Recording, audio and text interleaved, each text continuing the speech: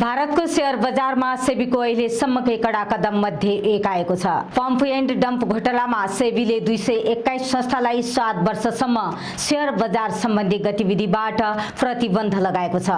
यो प्रकरणका कथित मास्टरमाइन्ड हनिफ शेखलाई 10 करोड भारतीय रुपैयाँ जरिवाना गरिएको छ। सेबीको 394 पृष्ठ लामो अन्तिम आदेश अनुसार यो खेल सन् 2017 देखि 2020 सम्म 5 कम्पनीका शेयरमा चलाएको थियो। मौर्य उद्योग, 7 NRN retail, Darjeeling ropeway company, GBL industries र विशाल फेब्रिक्स। तर यो सामान्य शेयर किनबेच थिएन। योजनाकारहरूले पहिले शेयरको मूल्य र कारोबार मात्रा कृत्रिम रूपमा बढाए। त्यसका लागि बल्क एसएमएस, भ्रामक सिफारिस, समन्वित कारोबार र सामाजिक प्रभाव प्रयोग गरियो।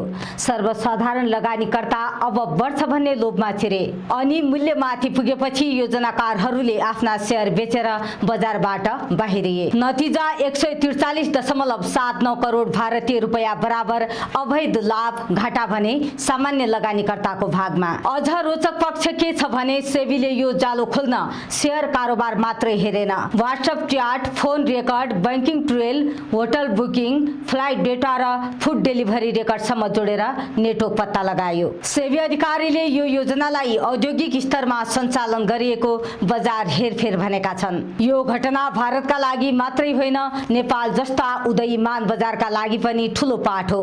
शेयर बजारमा हल्ला, टिप्स र भाइरल सिफारिस होइन, तथ्य, वित्तीय अवस्था र विश्वसनीय स्रोत हेरेर मात्रै लगानी गर्नुपर्छ। किनभने बजारमा सबै चम्किने शेयर सुन हुँदैनन्, केही त योजनाबद्ध जाल पनि हुन सक्छन्।